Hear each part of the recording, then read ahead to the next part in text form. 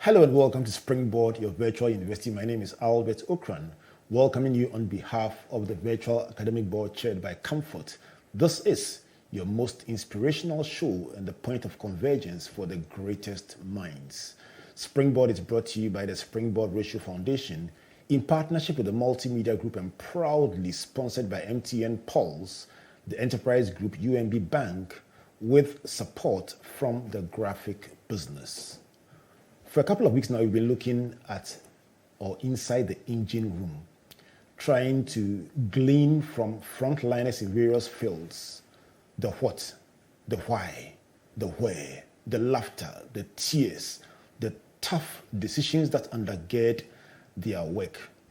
And in doing so, hopefully inspire the next generation of achievers. We've heard from Diana Hamilton, Israel Laryea, and Adjetey Anang. And if you missed any of those, check them out on my YouTube page, Albert Ocran. Today, I move on to a guest I have waited for years, somebody I really hold very dear here at Springboard, a media personality and comms consultant, the woman they call the boss lady. Voted as one of the 100 most influential women on the continent and one of 100 most influential Ghanaians. Describe her as the confident, articulate, vivacious, and elegant Anita Erskine.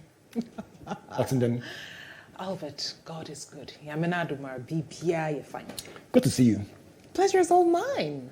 You know, here at Springboard, we celebrate people and celebrate achievement, celebrate the diverse gifts, talents, and abilities that God has blessed this nation with. So our secret hashtag is My Beautiful Ghana. We think Ghana is full of beautiful people. What do you think? I think you couldn't have said it any better. This is a country of beauty, of color, from our culture to our traditions, but most importantly, you're right. Our people are beautiful people. It's a nice way to look at things. Absolutely. Look at the glass half full. And it gets better every day. And it gets better every day.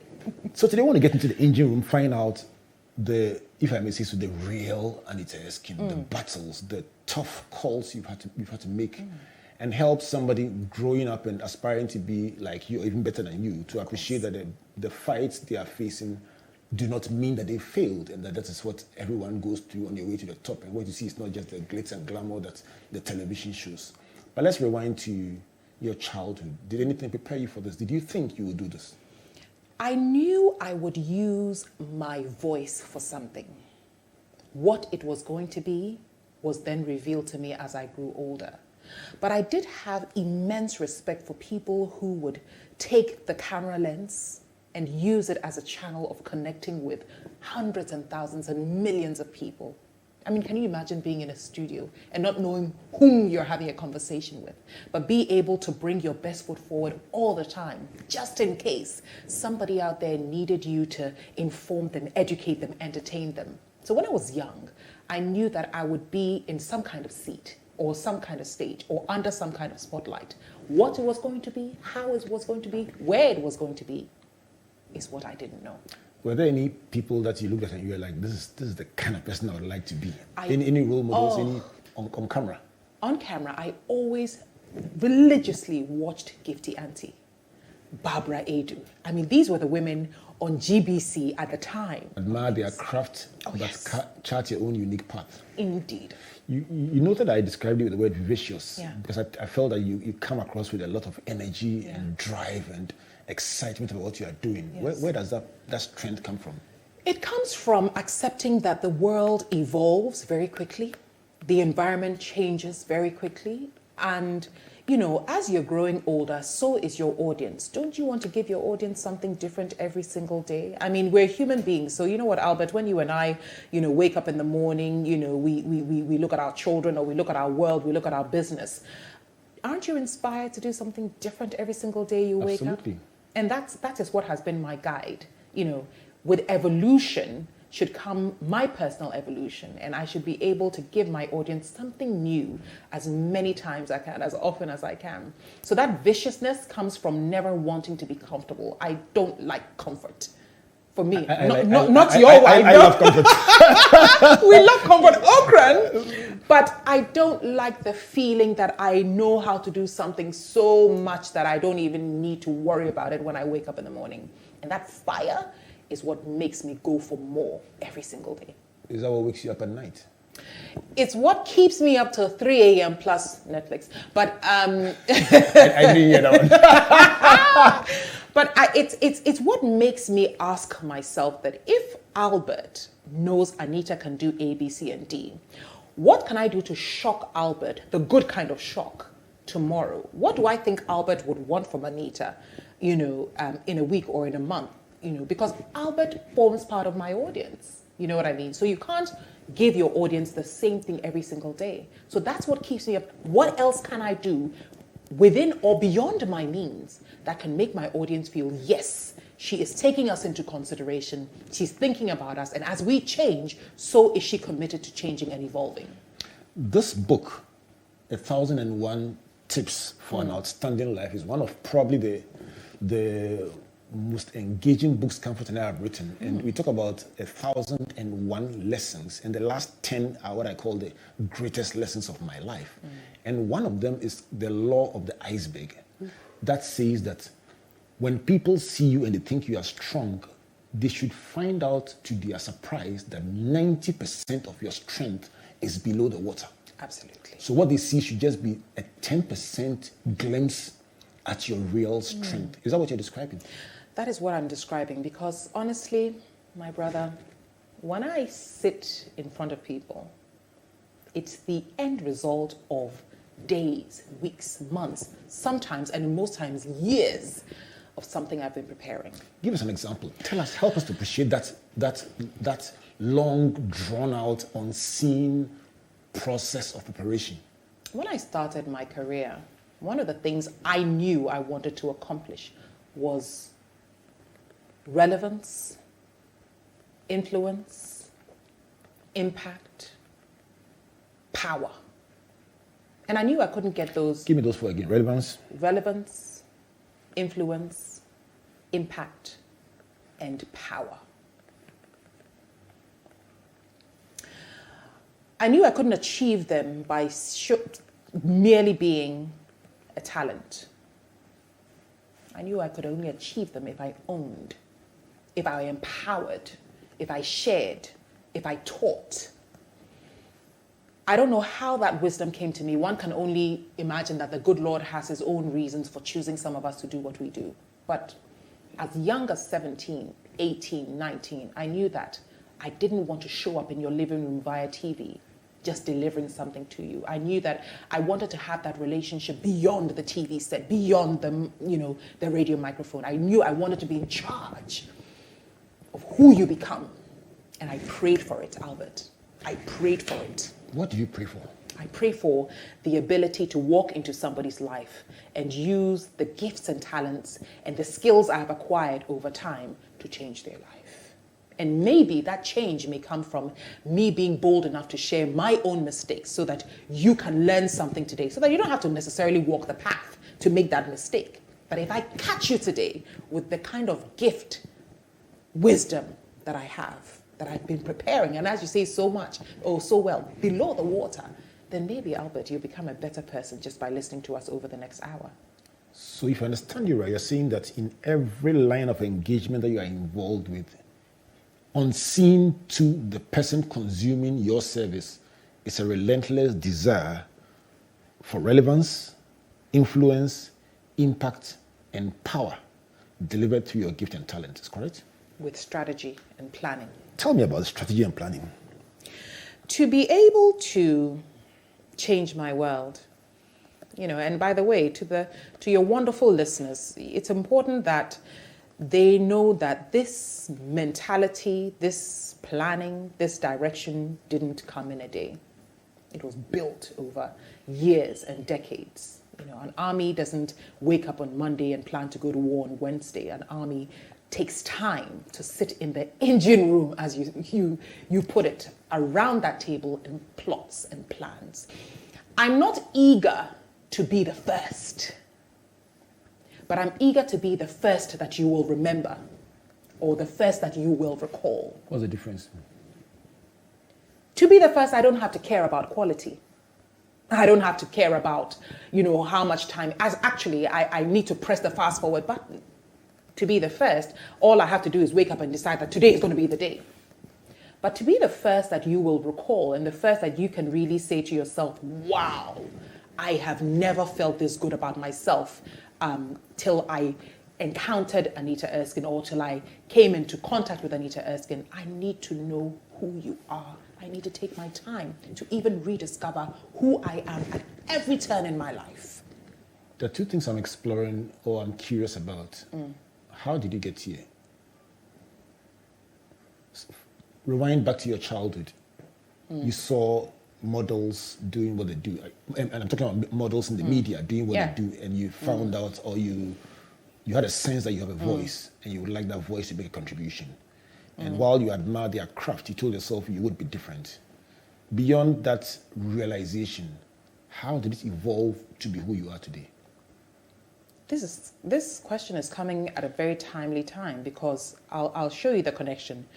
I lost my father 2 months and a bit ago. Sorry about that. And of course, thanks. Of course, when you lose someone who has such influence in your life, you play back what the person has done to you. So, Albert, I merged my passion for this wonderful space of media that I've lived and worked all my life with discipline from my father. There's Is it a military part of him? There's a military. When he used to bring it domestically, it was soft, but it was still military. Right. I have a similar background. So I can relate to it. So you get what I'm saying. I'm packed into one family. Yes. My father was Navy. My uncle was an army general. Yes. Then my grandfather After was whom you're police. named. So it was packed into one. So you family. get what I'm saying. I get it. You cannot be. You can be human, but you have to be the kind of human that exudes discipline. And by the way, I've not always been disciplined. I mean, there are moments when my humanness overcomes the teachings, that my father left. But to answer your question, at that age, I knew that whatever I did, it had to exude the excellence, the discipline, and the formality. There was a certain level of being formal when dealing with people because you are dealing with people's emotions and their mentalities. So I knew that at that age. That is why I say there was not just the desire to be different from the perspective of what I wanted to do, but how I did it. What was the first day? Tell me about your first day in front of the camera. It was in 1997, Metro TV sat in a hot seat because the host for that program had fallen ill. I was sitting in the adjacent room, organizing my tapes for the following day because my job was really just to library and compartmentalize all the tapes and summarize them. And somebody knocks on the door. Charlie? Do you remember who it was? The head of MCR. I can't remember what his name was, but it was literally, Charlie. Yes, the kind, program, be program, like literally, yes, be program. No. Talala friend, or say, be program at 10 o'clock. See, about 9:45. 15 minutes notice. Albert. And at that point in time, you've been dreaming for this. You've been wanting it. Do you say, oh no, mukaya last week, Anka? No, you don't say that. Don't you go on your knees to pray for certain breakthroughs? Don't you even while you're sitting somewhere and nobody can read your thoughts, don't you say, I wish. So the moment came and I had 10 minutes. You say 15 minutes. In television, as you know, it's 10 minutes because the last 5 minutes are to make sure that everything is fine. Correct. And I sat in that chair. Ready or not, here I came. How did it go? It was disastrous. It was disastrous because, you see, what you think you can do by watching somebody else. It's really not. That's when you realize that no, in fact, there is something to be said about respecting the people that you watch every day and thinking that, oh, their delivery is all that it is, or thinking that it's all it takes is to read a piece of paper. No, there is a certain, and in television, it's an eye to camera lens coordination. It's, you've got an earpiece in your ear, so it's, your brain is split in four in front of millions of people. And you must not come off across as you were not prepared. But clearly I was young and I assumed that should be easy. But one of the things I learned is, well, dear, it wasn't perfect. You sat in that hot seat because you needed to, but pick it up and get ready for the next one. Like, you don't even have time to say, oh, and I wish. No, you don't have time. So next time, or actually the moment you leave the studio, start preparing for that unforeseen next opportunity, because it will come. Mark Twain says you need 3 weeks to prepare for a good impromptu speech. There you go. Was there a next time? Oh, many next times. Every time I'm telling my story, I say, don't get it twisted. I didn't get here on my own. Of course, God's grace and favor, accounts for a good 80%.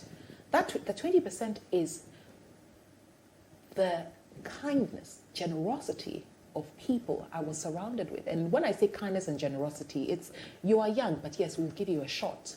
Tell me about some of the enablers, people who just give you a chance. I'll never forget, Auntie Abena, who had come from GBC to head the programs department at Metro. And she was hard, but it was tough love. And it was, stop. You never give excuses. When you're given a job and you don't know how to do it, you ask. And you ask your predecessors, or you ask the people around you, how do I do this? You don't assume that, I go to school into way when yet, Debbie.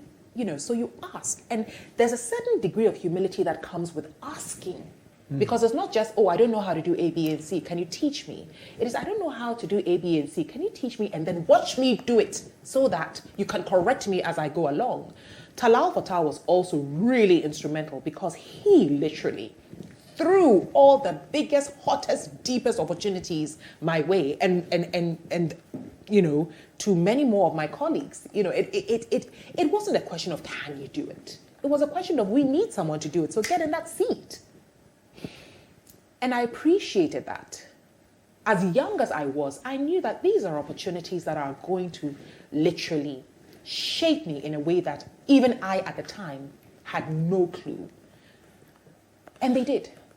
So you remember Auntie Abena for helping you to understand the importance of questions, asking questions. Bisa. And Talal for throwing you into the deep end. I'm sure at the time you did it, you didn't enjoy it.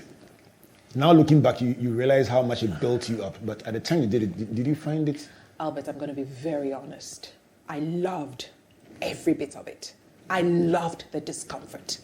I loved the uncertainties. I loved the complexities. Those moments also taught me the importance of understanding, appreciating, and respecting the people at the grassroots, because they are the ones who get all the work done.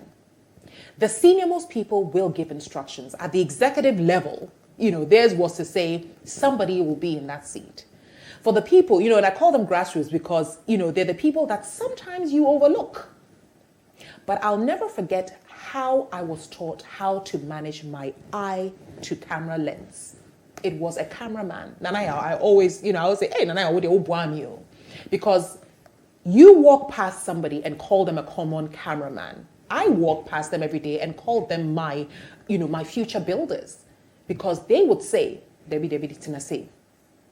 And when I would see the camera pan to the right, or I'd see another camera, they would say, no, this camera is going to pan to the right, but we're taking a different angle. So while this camera is panning to the right, you look at the other camera. And when I would watch back, it would be magical. And these were the people, Albert. These were the people. They didn't have the biggest portfolios. They didn't have the biggest names. Quite frankly, sometimes in the end credits, their names were, but these are the people who held me up.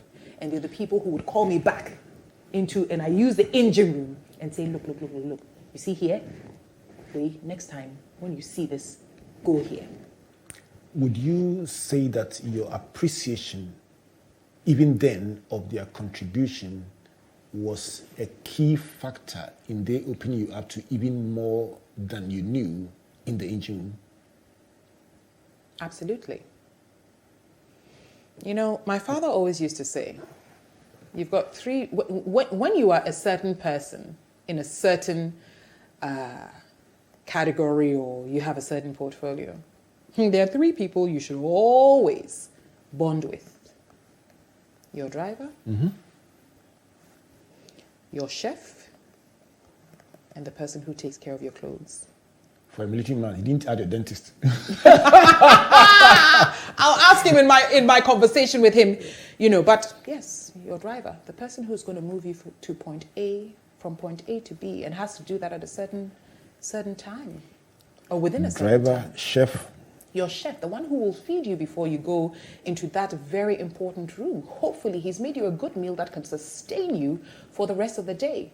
Hopefully he didn't try anything new that will imbalance your tummy. And the last person, the person who puts your clothes together, the person with whom you are going to tell or converse about the next program and how you need to look, the person who knows how to iron your trousers so that line or the filthy pepe. If that person on that day decides they not only do they ruin your outlook, they ruin your entire, you know, what's the word? Your day is gone. Your day is gone. You know, the funny thing, coming from somebody who has a close military connection, I can tell you that the first two are about survival. Yes. Yes. And it's key for them at that level. Yes. I mean, General Ocran would never enter a house and exit through the same entrance he came. The first thing he does is look for the possible fire escape or other exit. And when he's going, he wouldn't even tell you, he just go through that particular door. That's what he used to do. So the driver is about survival. The chef is about survival. The last is about appearance. Now, if you joined us for this military review, it is Springboard, your virtual university. Today's series is in the engine room, and my guest is Anita Erskine, literally blowing us apart with some very interesting insights. And I'm really compiling them, as is our custom, to share with you before this program is over. I'm going to go for a break to allow her to catch her breath. And when I come back, ask her what she mentioned in passing, her mistakes. Call a friend to join us in the engine room because it's about to get even better. Let's cross over to Nicole for the Game Changer segment. Today talking about creativity and get a couple of messages from our beloved sponsors. And come back to Anita. Please don't go away. Creativity. A research by Stanford University professors has shown that only 16% of respondents reported getting creative insights while working actively. Rather, creativity is enhanced through reflective actions or when the mind is left to wander. Creativity spurs innovation and growth. A business news article which defines creativity as the ability to look at problems from different angles, to connect and combine concepts, and the ability to challenge traditional assumptions. Here are 5 things that can enhance your creativity. 1. Practice pattern recognition. 2. Play shares or drafts. 3. Play a musical instrument. 4. Exercise. 5. Get rest. So our question for today is, what one habit will you pick today to enhance your creativity? Don't be left out. Download the Pulse app from the App Store or Play Store to mash up all day, every day. You can also enjoy more mashup. Just buy the new Mega Bundle and get 3 gigabytes data, extra 400 megabytes for your social apps, and free MTN to MTN calls every Monday. So go ahead, feel the pulse on MTN Pulse. Just be. We're good together. Everywhere you go.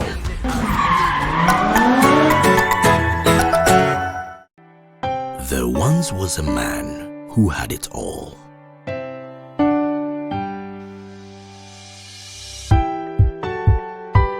He had skill, he had charisma.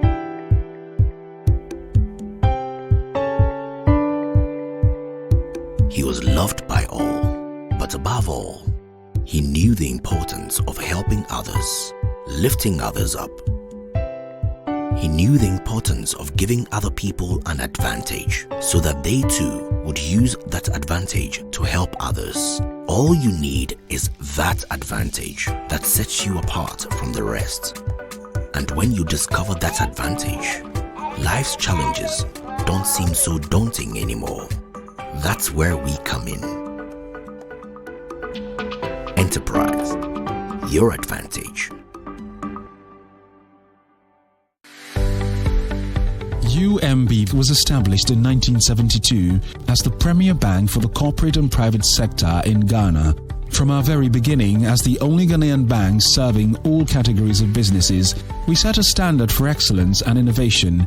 Over the past 45 years, we've built a financially healthy and strong bank, demonstrated our commitment to our customers and to growing businesses, and exhibited originality and innovation at every turn. At UMB, our focus is built around people, service, products and technology. These are the key to our present success and our future triumphs. At UMB, we are poised to make a difference not only with our customers, but also in the banking industry. We invite you to share in our future. Our future starts now with you.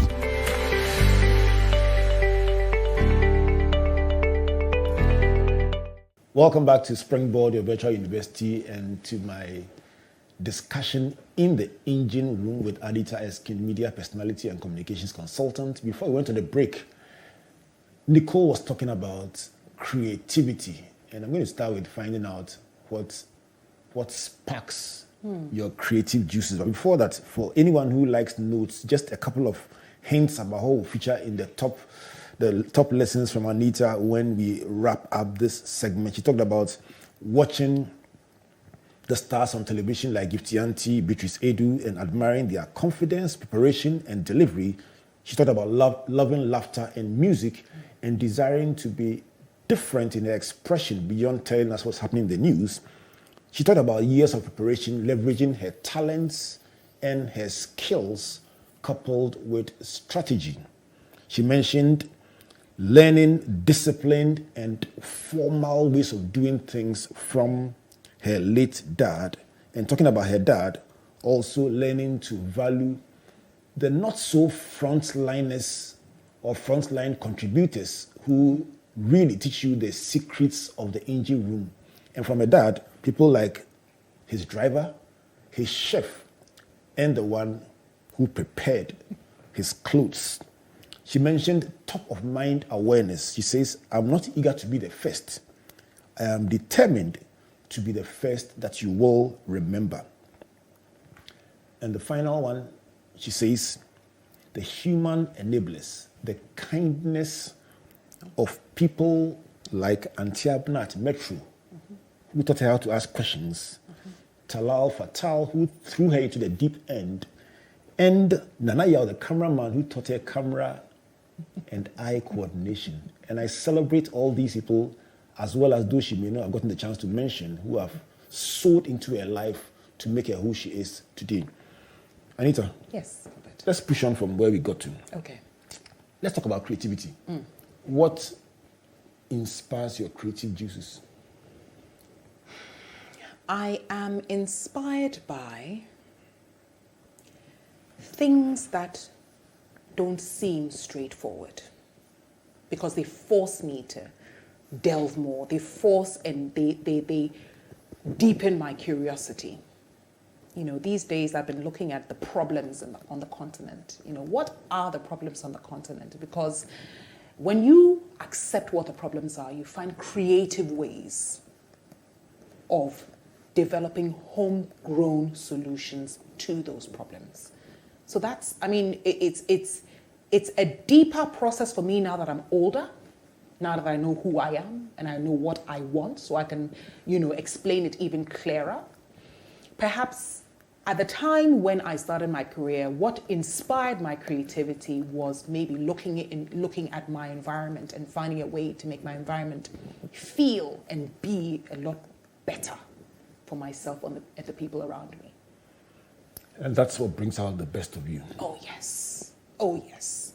And making sure that that delivery is not black and white, but that delivery is a beautiful mesh of textures and colors So that when I have a conversation with you, it's not always technical. It's not always cold as steel. It's not always hard as ice. But, it has a human softness to it. So that when it sinks into your mind, you can smile as you're smiling now. Or when we have a conversation, I can bring some flair to it so that you have a deeper appreciation of whatever the situation may be. So because creativity isn't just about making people laugh or making people feel good. I don't always laugh every day. I don't feel good every day. I don't look good every day. If I push you to describe yourself in one word, what would it be? Only Albert Ocran will do this to me. Charming. Even if you say so yourself. I say so myself. God forgive me. Why not? I hope the next person is charming. But what's wrong? Can't you just see how you see yourself? Absolutely. Charming. It has to be charming. Tell me about that part. That thought. When I'm having a bad day, my assumption isn't that the world should know I'm having a bad day. My decision is that I'm having a bad day, but I've signed a spiritual pact with my maker and my audience to give them the best of me on that particular day. You mentioned your maker. Tell me about faith, your personal faith. When I was growing up, my mother used to say to me, Jerusalem, You were born in Jerusalem? I was born in Jerusalem. Wow. And so I grew up thinking, then let me be good, because Jerusalem, Of course, at a point in time, I realized, dear Father, you created me for something big. I don't know what it is, but I can feel it. So as you can see my future, please make sure that I don't do anything that would create any impediments. Because I know you've created me. I mean, before my mother conceived me, I know you, this God. You created me for something big. You talk to God a lot? Every time. On my way here, every time. Every time. Are your discussions funky? Our discussions are about, Father, I don't know who I'm about to meet. I don't know who I'm about to talk to. But you are ordering my steps right now. The phone call came for a reason. Plan. It's part of your plan for me. So from the most insignificant opportunity to the seemingly significant opportunity, you drew this in my plan. And I don't know what the plan is, but guide me. Have you seen this kind of prayer deliver you from danger, from wrong contracts, from bad decisions? Have you seen prayer? I'm a human being, so I've made lots of mistakes. Tell me about them. Sometimes I talk about strategy and planning, but I'm the same person who's going to say, yeah, sometimes, Albert, you forget that there's a plan. You forget that there's a strategy, and you go left or you go right. But when you find yourself, or when I found myself in a situation that I know that, Anita, you could have avoided this, the first thing I do is to admit that it's my fault. It is my fault. Why I'm here, this result, this contract that has gone sour, and honestly, Albert, I can tell you on authority, when I'm stepping into a particular situation, some may call it intuition, some may call it, instinct. I call it the voice of God. That's sometimes said, I see a sign here, this place you're going, are you sure? But the human side also can be quite overwhelming. You want something bad enough that you sign on the dotted line without perhaps even reading the blue or the black print. But what I do in those instances is I accept that if I can accept that I got myself here, then I can prepare for the next time. And next time that will not happen. But if I blame the next person, the chances are I may fall into the same trap, because people come in different shapes and sizes and colors. People's planning for you may not necessarily come as how the last person's plan for you did. But if I can accept that I need to pay more attention to this, I need to listen more, or I should have taken my time here. If I can accept that it's my purview, then surely I'm a better person the next time around. You talk about making mistakes and you make it sound almost like a certainty. Give us one example of what would you call one of the biggest mistakes of your life. Oh, wow. The biggest mistake of my life, I would say not pursuing my education in line of media. Because I didn't study journalism, I didn't study. And you know, I look at some of my colleagues and I see the finesse with which, you know, they write or they read or they think or they research or how. And sometimes, Albert, school is not just about the grades. School is about those instructors, that instruction that is so purposeful to who you want to be, to what you want to be. Of course, I mean, one may argue that it's not only school that can make you successful, but in my humble opinion, a certain blend of education prepares you. You're correcting that? I have corrected it. I'm doing my master's as we speak. And it's in communications. And my master's is in you know, communications management. What do we do in the middle of a crisis? How do we talk? How do we you know, react? I'm studying AI, artificial intelligence. I'm studying oh wow! So it's crisis management. It's AI. Is data management. It's finance. Albert, man, do you know how imperative finance is to the creative arts? I didn't know until now. So that's how I'm correcting it. It's interesting when you look at somebody that you think has it all going for them, and you think they are strong in their field, and they say this is 25%. I mean, excuse me, for the sake of those who are struggling at the beginnings of this journey. And they're the reason we do what we do. Yes. I mean, not to taunt them or make them feel inadequate, but to empower them and say, listen, this person that you may look at and say, that's my role model, has made mistakes before, but is correcting their mistakes, has felt unsure before, but they lifted up their head. So that somebody will listen and say, I'm not bad, I can do it. I've loved the part about your personal faith and about the avant-garde way of talking to God. That's probably one of my favorites. Let's go to tragedy and setbacks. Right. Have you experienced tragedy? Have you experienced loss, rejection, setbacks? That day you wake up and say, what's next? Yeah. Have you experienced it?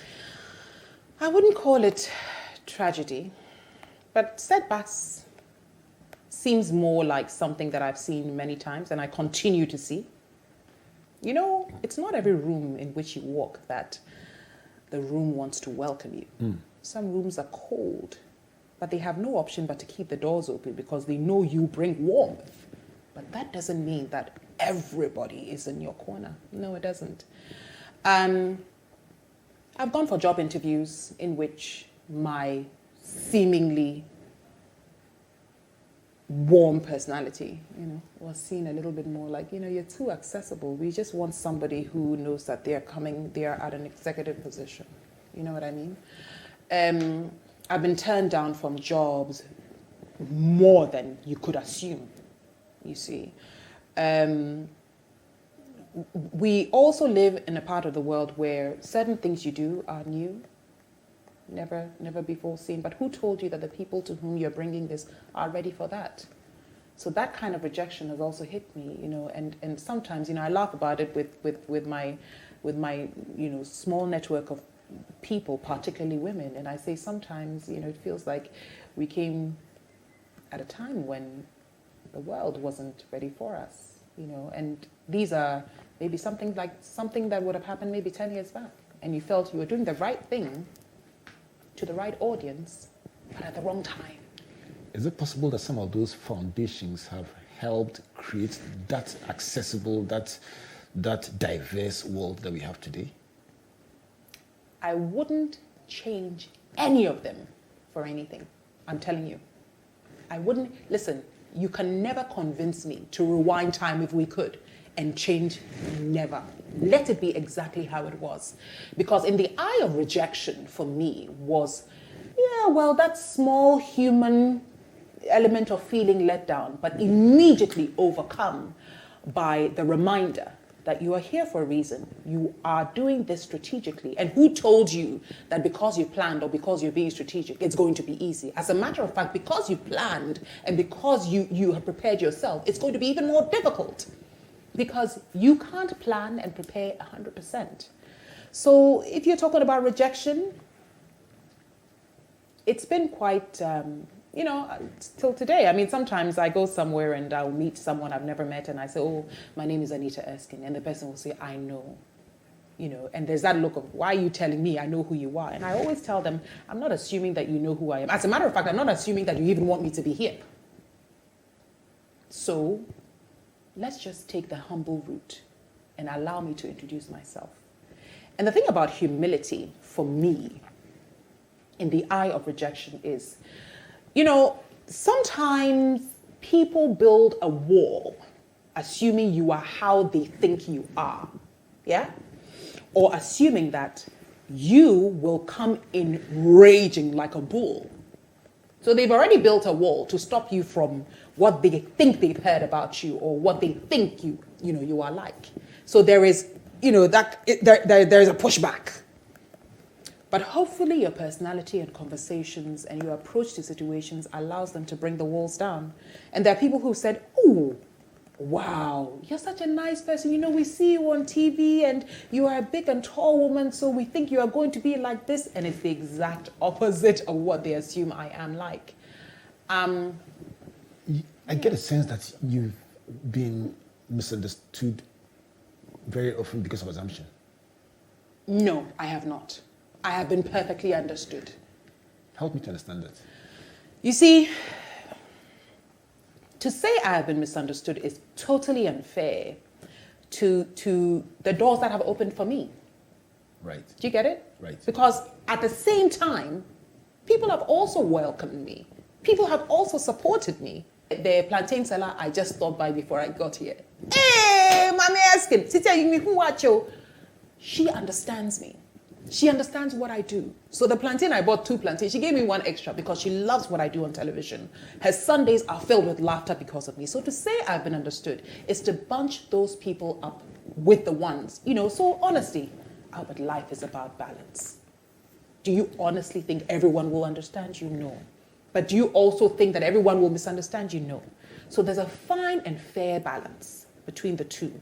But it's our job to take the ones who misunderstand and show them that, listen, if you can explain to me why you misunderstand me, it might even be basis for me to say, oh, okay, then maybe I need to change how I do this.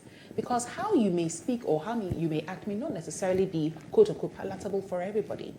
I love to crack jokes. And something happened a few weeks back while I was on set. At lunch, there was a conversation and there was a young man, I was having a conversation with him and I passed a comment about himself and his family life. And everybody around the table laughed because I am like that. Everyone but him. Because at that particular point in time, it wasn't funny to talk about his family life the way I did, and he didn't misunderstand who I am. He just didn't like that situation. So you can't assume that, no, I had to take 2 steps and I said, yeah, well, it's true. There were 30 people in that room. I do have a loud voice. And to pass a comment like this to this particular person wasn't nice. So I had to go back and apologize. How did you repay it? Oh, I went back to apologize. How did he take it? He wasn't necessarily receptive immediately. But you know what? I just said, Charlie, you've done your part. Yeah, sorry, why? I mean, and then he said, well, boss lady, me dopa, me Judy pa, and he said, and I said, oh, I'm pa, my nyade. Does it come with being a larger-than-life person? Yes. Find that part of you that helps you be accountable. Albert, you can't be the greatest if you can't say sorry to people. As a matter of fact, if you can't say sorry to your own self. Do you want to be the greatest? Of course. Don't you want to be the greatest? Help me understand it. You are the one in the engine room. Whose engine room you are in? Tell me about the greatest. Greatest is be the best at what you do. As I said before, change the lives that you've committed to changing. Help those who come to you for help. When someone is saying thank you, let it be a genuine thank you because you've used some resource you have to turn their lives around. Who do we sign a contract? Above all else, we sign contracts with ourselves. Listen, when you go and find a job, when you are working with a company or working on your own, I challenge you to ask yourself, this job that I'm doing, who is it for? Is it to put, bread on my table, food on my table? Yes. But then what else? Because at the end of the day, surely, when you are a technician and the lights have gone off and you are in that technical room trying to put the wires together, the last thing you are thinking about really is the fact that these wires I'm putting together will feed me and my family. The first thing you're thinking about is that these wires will bring light back into the room where Albert and Anita are sitting and where the interview needs to continue. Do you see what I'm talking about? Yes. So for me, it's you've always got to ask yourself that what I'm doing, who does it help today? What, actually, not even about the help. What does it do today that makes that one day somebody can say, Charlie, when your lights go off, when there's a problem, a technical problem, call Osumesi. And being the greatest, Albert, is not about name and power only.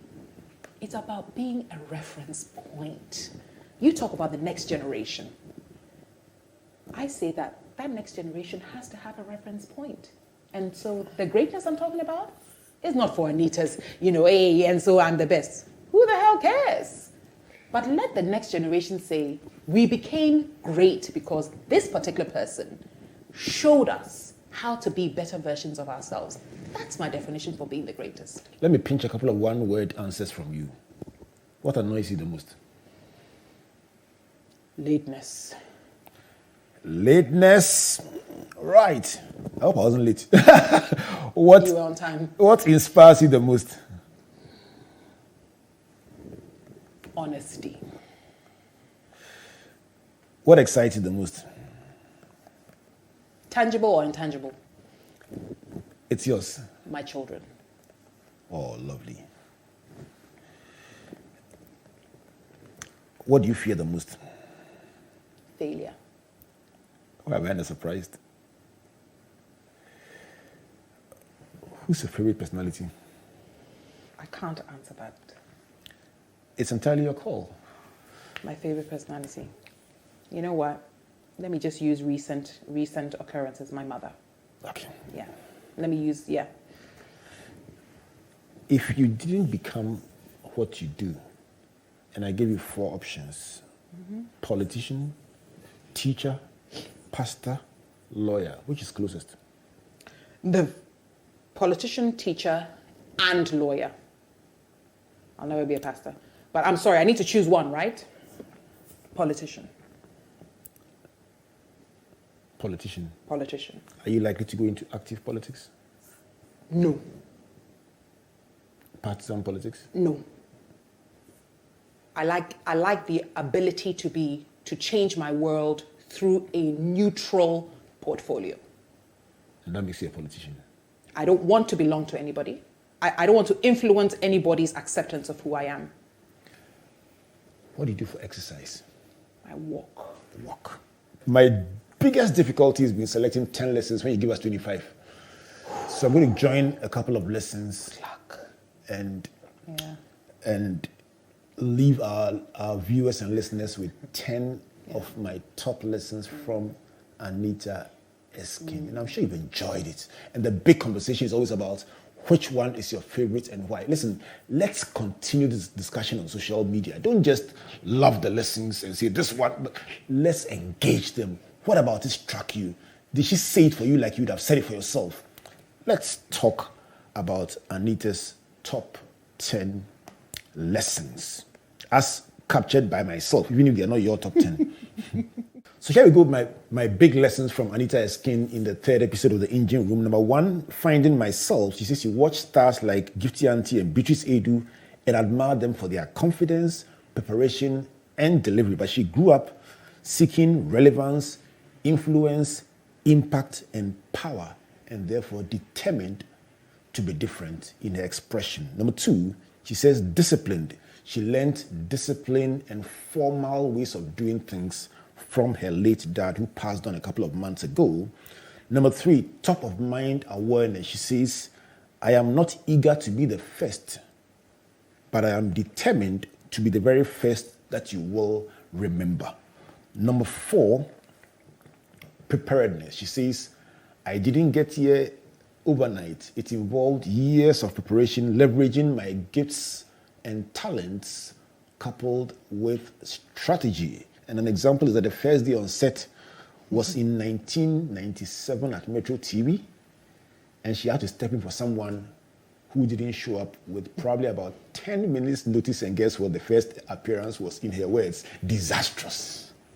Number 6 is about human enablers. Following that disastrous effort, she wants to remember the kindness and generosity of several people who have invested in her journey, including people like Auntie Abna at Metro, who taught her how to ask questions, Talal, who threw her into the deep end, and the cameraman, Anaya, who taught her camera eye coordination. She says her father said, don't just appreciate the top line people who invested in your life, but the so-called not so frontliners.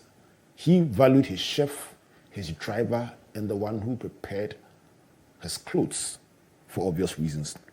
Number 6, problem solving. She's inspired by the things that don't seem straightforward because they inspire her curiosity and desire to explore solutions. Example, national problems. Number 7 is personal faith. She says she talks to God constantly, every day and every time. Not in your regular way, in her own avant-garde way, but she talks to him. And she often hears the voice of God when making important decisions. Someone will call it intuition, but she says she hears from God regularly. Number 8 is about mistakes. She's made several mistakes, sometimes ignoring that voice of God that she mentions, but one of them she can remember is not pursuing communications education formally earlier in her life. But guess what? She admits when she realizes she made a mistake, and she takes steps to correct them, including doing an MBA in communications. Now, it's a master's in communication. It's a master's in communication. To correct management, yes, to correct what she sees as a mistake. Number 9 is about rejection. She's been rejected for being who she is, assertive, confident, and larger than life. But she says humility helps because many times people find out who you are and then appreciate you for who you are after the initial disquiet. But in everything, even in rejection, she sees a purpose in it. And then the final one, very special, the greatest. She says one word to describe her is charming, and why not? And in everything she does, she wants to be the very greatest at what she does. And she sees herself as having a contract, not with her employer at any time, but with herself to be the very best at what she does. Is that a good summary? Excellent. I need to borrow it and use it. Can I? But this is friend. It's all yours. Is your intellectual property? It's your thoughts. Your thoughts captured by me. I'm glad the world can hear and see us. So thank you, Albert, for giving me It's coming straight to you from my iPad. Oh, I love how you archive everything. It's exceptional. Which of these 10 is your favorite? I know you love them all. Which of the 10? I think the last one, greatest. It cuts across. It's a lovely culmination of all the lessons and all the people, all the places, and most importantly, that pact that you have to always show up and show off what God has done for you, and not by virtue of just the spirituality, but by virtue of the opportunities that He has given you. So don't just show up, show off that God is good. I like that one, and I would like you to end by looking into this camera, just talking to somebody out there who is listening, fortunately listening at the lowest point of their lives and saying, oh, it's so good for her. I wish it was like that for me. Yeah. A minute to just speak to them and inspire them. It's always very easy to assume that somebody is better than you, or they have more than you, so they can do better, they can be more, they can go to more places. But you are not just a statistic, you are not just a number, you are a human being occupying a very important place in the world. And that's why God created you. When you feel that you are low, you can't achieve, it's important to even understand from the good Lord why He's brought you down to that level. He may have brought you there because there are certain things you're overlooking. There's certain things that you are not paying attention to. There's a certain greatness within you that you're not tapping into. And sometimes that moment of being low is a moment of self-reflection. And I've had those moments so many times. So, you know what? Don't let my appearance, my voice, my how I express myself fool you into thinking that it was something that happened like this. It is a result of many of those low moments and telling myself that if I brought myself here, the good Lord is bringing me there to learn an important lesson. What can I learn from it, and how can I bring myself up so that I can continue to be an example of not just his greatness, but my own greatness. So you can do it. You can be it. I mean, you are it. Ask yourself why you're there, because there is an answer. Give yourself that answer. Pick up the pieces. Lean in. Step up. Go out and be the greatest you can be. And I knew the words "the greatest" would definitely feature in that conclusion. This has been Anita Erskine in the engine room, and I told you, I warned you, I knew she would be absolutely engaging. And Anita, I want to say a big thank you to you for coming. I want to say a big thank you to you for coming, and to say that this has been a very, very, very important conversation for me. And I trust that somebody out there has been blessed in a very special way. Amen. Let's do this again. Absolutely. Anytime.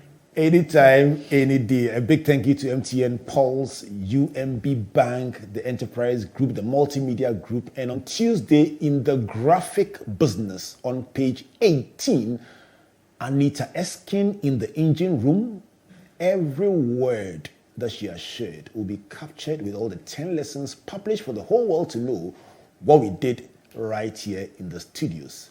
So we do this again next week. My name is Albert Ocran, saying God bless you, and God bless you.